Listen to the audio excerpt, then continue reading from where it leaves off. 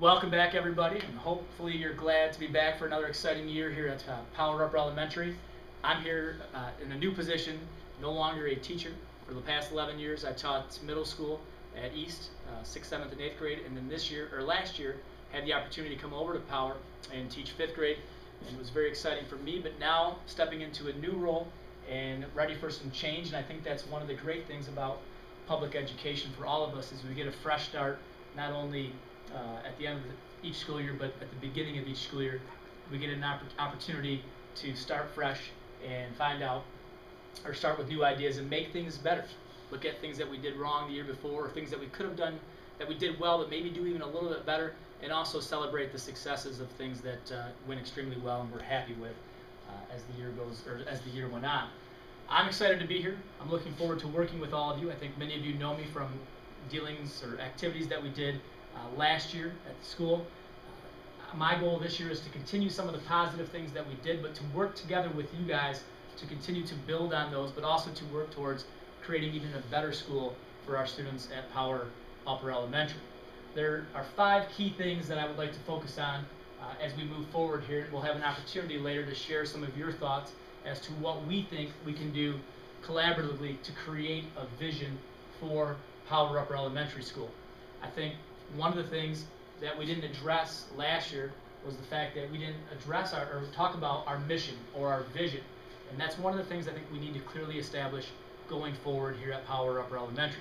The key 5 things I think we need to focus on are the curriculum that we instruct students with, creating a citizenship-based education for our students where they improve and grow as not only learners but also as citizens, building relationships with our community and all of our stakeholders, assessment, and then engagement of the students and the community.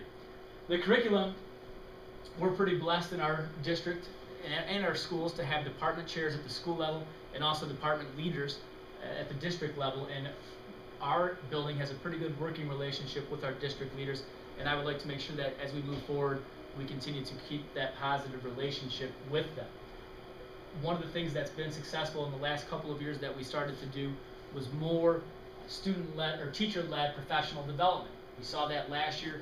The district department leaders really let the teachers take over some of the professional development in charge of making all of us implement best practice approaches in our teaching and establishing our curriculum. And I think that's an important thing that we need to continue to do. We know that technology is very important. We've talked about it many times throughout last year, and we will continue to talk about it this year and try to incorporate as much as we can. One of the issues is we don't have as much technology as we'd like. We'll continue to work on getting everybody Elmos and smart boards and all the great stuff that some of us have, but we'd like to make it so that all of our classes continue to use those things. One of the things that many people, myself included, learned last year was that 5th graders and 6th graders can benefit a lot from hands-on activities instead of just direct instruction. So we need to continue to provide teachers with professional development to give them the opportunity to provide students with hands-on activities so that they can continue to grow and learn.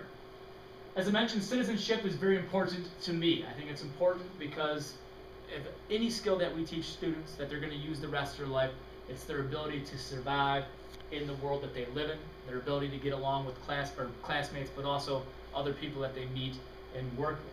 So our goal is to not only enrich and grow students socially or academically, but also socially. We want to make them prepared for what the world or what lies ahead for them in the world. We want to make everybody here at our school lifelong learners. All of us as teachers and educators and administrators are, and we want to continue to make sure that our students understand that importance and try to get the best out of their education so that they can be successful later on. Last year we instituted the positive behavior support system, and we found out that how beneficial that was for our students socially. And I think when we start to look at it this year more closely, if we focus in on the academic part of it, we can make that even better as well. So the PBIS system that we started will continue, and we'll continue to tweak it and look for things that might even make it a little bit better. As for the relationship part, one of the things that I think just talking to a number of you that we didn't do a good job last year of was building relationships. We didn't have the opportunity. Everyone was stressed about being in a new school or a new classroom.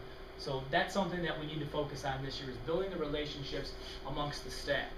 And then from there, we can start to begin to focus on building relationships even more with our students so that they feel comfortable in the environments that they're in, and then building relationships with the community.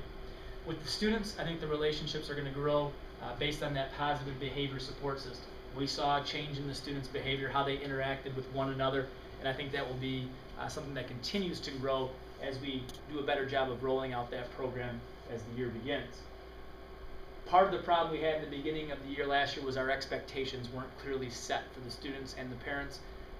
That's something that we need to address right off the bat and let everybody know what our expectations are for academics and for behavior, so that the kids understand what the expectations are and how they can go about best meeting them. We did have the LOC Bank in here as part of our community relationships, but I think we can continue to build that. We definitely can continue to build parent relationships by allowing our parents more opportunities to get into the classroom and help our students out in learning.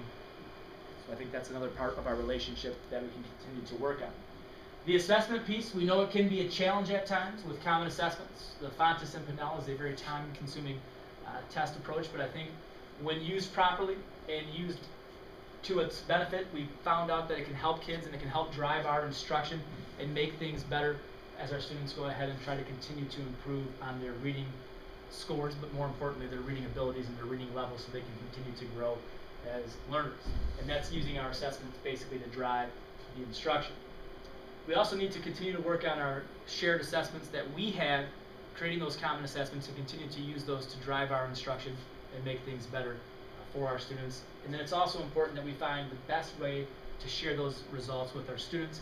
We have a new grade system coming in with Zangel, and I think if we can get everybody on board with that and trained, it should be a great system to help parents be more involved in their students' academic success. The PBIS system should be huge and continue to be a huge benefit to us in terms of engaging the students. Just giving those kids that little goal or dangling that carrot out in front of them has shown to be a positive reinforcement of the behaviors that we want to see and would like to incorporate, or I'd like to see us incorporate it even more in an academic standpoint. We want to keep the parents involved with communication, make sure that they're involved. Many of you have teacher websites. The Moodle websites that teachers have are great. We'll continue to use the listservs, but we want to offer more opportunities again for the parents to get involved in their child's education. And then last but not least, the teachers through our professional learning communities will continue to work together as teams and in departments to make sure that we're providing the best instruction for our students. I think if we can accomplish those 5 things, those 5 goals, we're going to be able to make sure that all of our students are having success at the level that we want them to achieve. Right now, I think we're pretty good where we're at, but I think we can do better. And that's one of the things that we need to try to do this year, is to find little things that we can do, each of us individually and also collectively as a staff, to make this an even better educational system or place for our students. And if we do that, I think it will be a great year for us, and I'm very excited to be here and looking forward to working with all of you this year.